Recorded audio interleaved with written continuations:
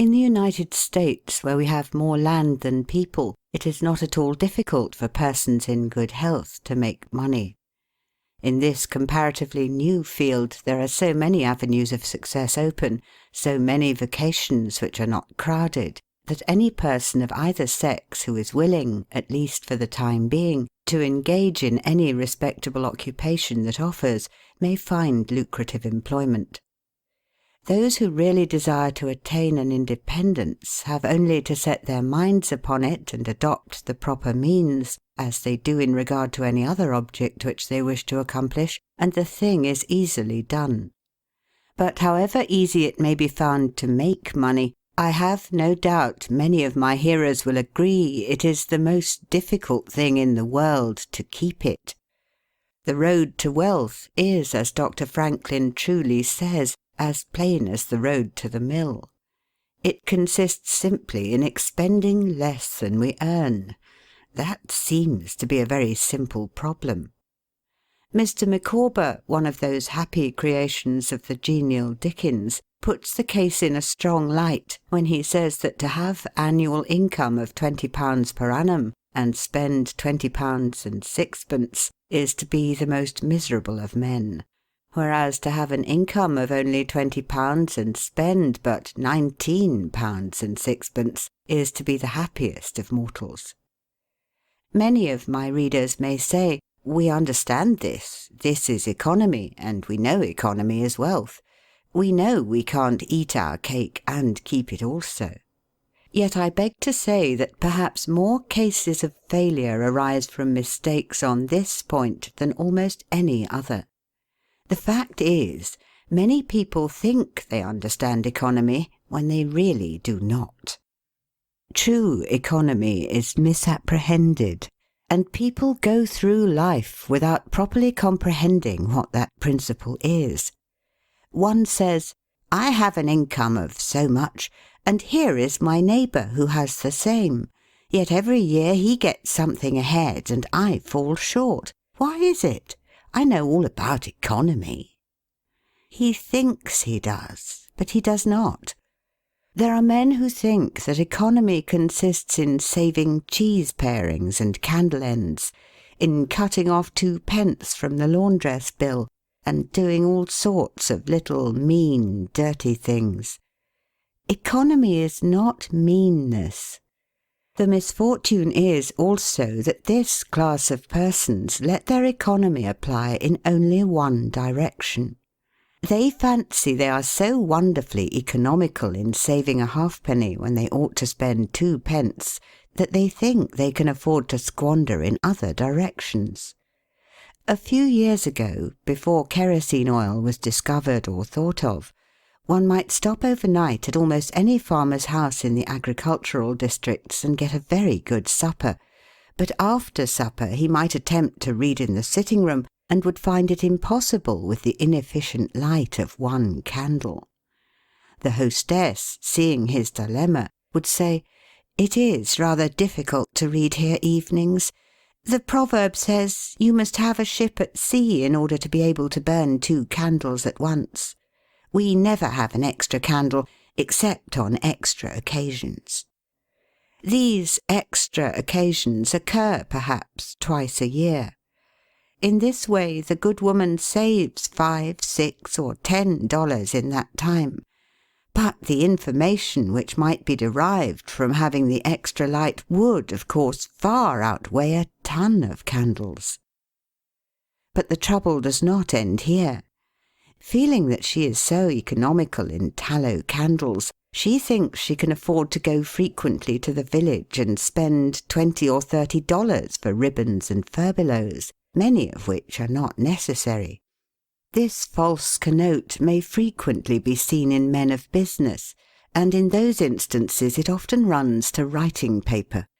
You find good business men who save all the old envelopes and scraps, and would not tear a new sheet of paper if they could avoid it for the world. This is all very well. They may in this way save $5 or $10 a year, but being so economical only in note paper, they think they can afford to waste time, to have expensive parties and to drive their carriages. This is an illustration of Dr. Franklin's saving at the spigot and wasting at the bunghole, penny wise and pound foolish. Punch, in speaking of this one idea class of people, says, "They are like the man who bought a penny herring for his family's dinner and then hired a coach and four to take it home." I never knew a man to succeed by practising this kind of economy. True economy consists in always making the income exceed the outgo. Wear the old clothes a little longer if necessary. Dispense with the new pair of gloves. Mend the old dress. Live on plainer food if need be. So that under all circumstances, unless some unforeseen accident occurs, there will be a margin in favour of the income. A penny here and a dollar there, placed at interest, goes on accumulating, and in this way the desired result is attained. It requires some training, perhaps, to accomplish this economy, but when once used to it, you will find there is more satisfaction in rational saving than in irrational spending. Here is a recipe which I recommend. I have found it to work an excellent cure for extravagance, and especially for mistaken economy. When you find that you have no surplus at the end of the year, and yet have a good income, I advise you to take a few sheets of paper and form them into a book, and mark down every item of expenditure.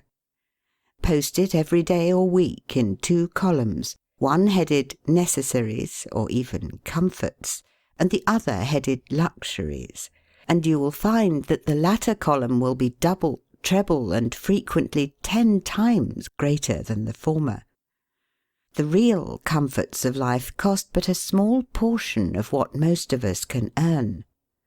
Dr. Franklin says, quote, "It is the eyes of others and not our own eyes which ruin us. If all the world were blind except myself, I should not care for fine clothes or furniture." End quote. It is the fear of what Mrs. Grundy may say that keeps the noses of many worthy families to the grindstone. In America, many persons like to repeat, "We are all free and equal," but it is a great mistake in more senses than one. That we are born free and equal is a glorious truth in one sense. Yet we are not all born equally rich, and we never shall be. One may say, "There is a man who has an income of $50,000 per annum, while I have but $1,000. I knew that fellow when he was poor like myself. Now he is rich and thinks he is better than I am. I will show him that I am as good as he is. I will go and buy a horse and buggy. No, I cannot do that. But I will go and hire one and ride this afternoon on the same road that he does, and thus prove to him that I am as good as he is." My friend, you need not take that trouble. You can easily prove that you are as good as he is. You have only to behave as well as he does. But you cannot make anybody believe that you are as rich as he is. Besides, if you put on these airs, and waste your time and spend your money, your poor wife will be obliged to scrub her fingers off at home and buy her tea 2 ounces at a time and everything else in proportion, in order that you may keep up appearances and, after all, deceive nobody. On the other hand, Mrs. Smith may say that her next-door neighbour married Johnson for his money, and everybody says so. She has a nice $1,000 camel's hair shawl, and she will make Smith get her an imitation one, and she will sit in a pew right next to her neighbour in church in order to prove that she is her equal. My good woman, you will not get ahead in the world if your vanity and envy thus take the lead. In this country, where we believe the majority ought to rule, we ignore that principle in regard to fashion, and let a handful of people, calling themselves the aristocracy, run up a false standard of perfection, and in endeavouring to rise to that standard, we constantly keep ourselves poor, all the time digging away for the sake of outside appearances. How much wiser to be a law unto ourselves and say, we will regulate our outgo by our income and lay up something for a rainy day.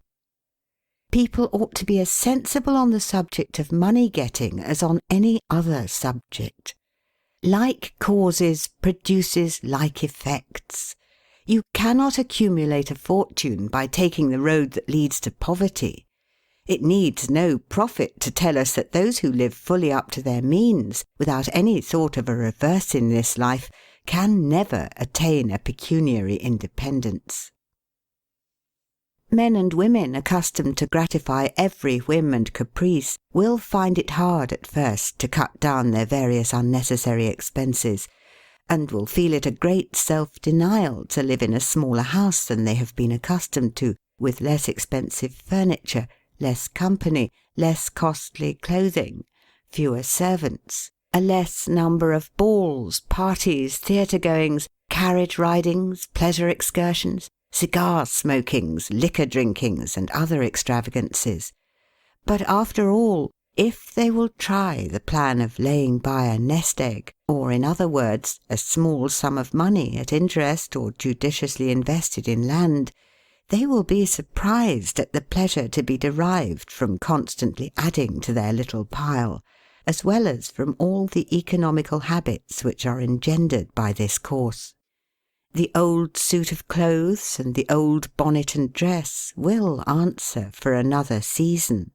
The Croton or spring water taste better than champagne.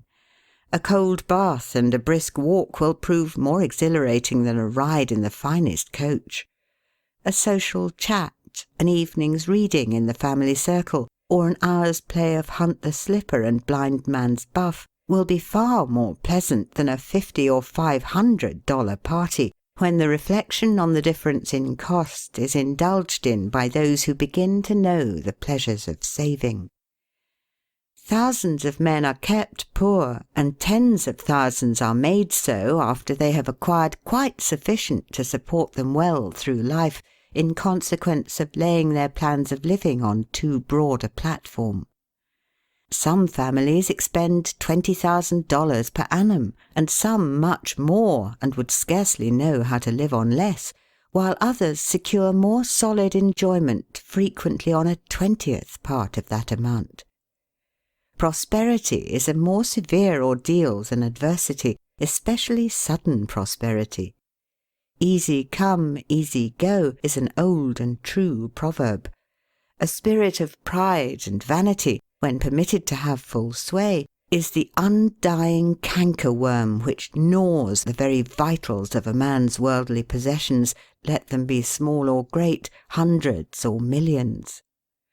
Many persons, as they begin to prosper, immediately expand their ideas and commence expending for luxuries, until in a short time their expenses swallow up their income, and they become ruined in their ridiculous attempts to keep up appearances and make a sensation. I know a gentleman of fortune who says that, when he first began to prosper, his wife would have a new and elegant sofa. "That sofa," he says, "cost me $30,000. When the sofa reached the house, it was found necessary to get chairs to match, then sideboards, carpets, and tables to correspond with them, and so on through the entire stock of furniture, when at last it was found that the house itself was quite too small and old-fashioned for the furniture, and a new one was built to correspond with the new purchases. Thus," added my friend, "summing up an outlay of $30,000 caused by that single sofa, and saddling on me in the shape of servants, equipage, and the necessary expenses attendant upon keeping up a fine establishment, a yearly outlay of $11,000, and a tight pinch at that. Whereas 10 years ago we lived with much more real comfort, because with much less care, on as many hundreds. The truth is," he continued, That sofa would have brought me to inevitable bankruptcy had not a most unexampled title to prosperity kept me above it, and had I not checked the natural desire to cut a dash. The foundation of success in life is good health. That is the substratum fortune. It is also the basis of happiness. A person cannot accumulate a fortune very well when he is sick. He has no ambition, no incentive, no force. Of course, there are those who have bad health and cannot help it. You cannot expect that such persons can accumulate wealth. But there are a great many in poor health who need not be so. If, then, sound health is the foundation of success and happiness in life, how important it is that we should study the laws of health, which is but another expression for the laws of nature. The nearer we keep to the laws of nature, the nearer we are to good health. And yet how many persons there are who pay no attention to natural laws, but absolutely transgress them, even against their own natural inclination. We ought to know that the sin of ignorance is never winked at in regard to the violation of nature's laws. Their infraction always brings the penalty. A child may thrust its finger into the flames without knowing it will burn, and so suffers. Repentance, even, will not stop the smart. Many of our ancestors knew very little about the principle of ventilation. They did not know much about oxygen, whatever other gin they might have been acquainted with, and consequently they built their houses with little 7 by 9 feet bedrooms, and these good old pious Puritans would lock themselves up in one of these cells, say their prayers, and go to bed. In the morning they would devoutly return thanks for the preservation of their lives during the night, and nobody had better reason to be thankful. Probably some big crack in the window or in the door let in a little fresh air and thus saved them. Many persons knowingly violate the laws of nature against their better impulses for the sake of fashion. For instance, there is one thing that nothing living except a vile worm ever naturally loved, and that is tobacco. Yet how many persons there are who deliberately train an unnatural appetite, and overcome this implanted aversion for tobacco to such a degree that they get to love it. They have got hold of a poisonous, filthy weed, or rather that takes a firm hold of them. Here are married men who run about spitting tobacco juice on the carpet and floors, and sometimes even upon their wives besides. They do not kick their wives out of doors like drunken men, but their wives, I have no doubt, often wish they were outside of the house. Another perilous feature is that this artificial appetite, like jealousy, grows by what it feeds on. When you love that which is unnatural, a stronger appetite is created for the hurtful thing than the natural desire for what is harmless. There is an old proverb which says that habit is second nature, but an artificial habit is stronger than nature. Take, for instance, an old tobacco chewer. His love for the quid is stronger than his love for any particular kind of food. He can give up roast beef easier than give up the weed. Young lads regret that they are not men. They would like to go to bed boys and wake up men. And to accomplish this they copy the bad habits of their seniors. Little Tommy and Johnny see their fathers or uncles smoke a pipe, and they say, "If I could only do that, I would be a man too. Uncle John has gone out and left his pipe of tobacco. Let us try it." They take a match and light it, and then puff away. "We will learn to smoke. Do you like it, Johnny?" That lad dolefully replies, "Not very much. It tastes bitter." By and by he grows pale, but he persists, and he soon offers up a sacrifice on the altar of fashion. But the boys stick to it and persevere until at last they conquer their natural appetites and become the victims of acquired tastes. I speak by the book, for I have noticed its effects on myself, having gone so far as to smoke 10 or 15 cigars a day, although I have not used the weed during the last 14 years, and never shall again. The more a man smokes, the more he craves smoking. The last cigar smoked simply excites the desire for another, and so on incessantly. Take the tobacco chewer. In the morning, when he gets up, he puts a quid in his mouth and keeps it there all day, never taking it out except to exchange it for a fresh one, or when he is going to eat. Oh yes, at intervals during the day and evening, many a chewer takes out the quid and holds it in his hand long enough to take a drink, and then pop it goes back again. This simply proves that the appetite for rum is even stronger than that for tobacco. When the tobacco chewer goes to your country seat and you show him your grapery and fruit house and the beauties of your garden, when you offer him some fresh ripe fruit and say, "My friend, I have got here the most delicious apples and pears and peaches and apricots. I have imported them from Spain, France, and Italy. Just see those luscious grapes. There is nothing more delicious nor more healthy than ripe fruit. So help yourself. I want to see you delight yourself with these things." He will roll the dear quid under his tongue and answer, "No, I thank you, I have got tobacco in my mouth." His palate has become narcotized by the noxious weed, and he has lost in a great measure the delicate and enviable taste for fruits. This shows what expensive, useless, and injurious habits men will get into. I speak from experience. I have smoked until I trembled like an aspen leaf, the blood rushed to my head, and I had a palpitation of the heart which I thought was heart disease, till I was almost killed with fright. When I consulted my physician, he said, "Break off tobacco using." I was not only injuring my health and spending a great deal of money, but I was setting a bad example. I obeyed his counsel. No young man in the world ever looked so beautiful as he thought he did behind a 15-cent cigar or a meerschaum.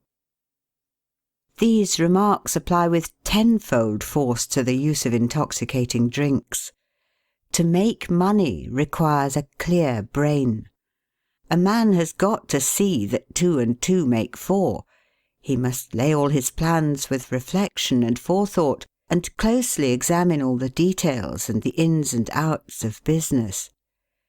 As no man can succeed in business unless he has a brain to enable him to lay his plans, and reason to guide him in their execution, so no matter how bountifully a man may be blessed with intelligence, if the brain is muddled and his judgment warped by intoxicating drinks, it is impossible for him to carry on business successfully.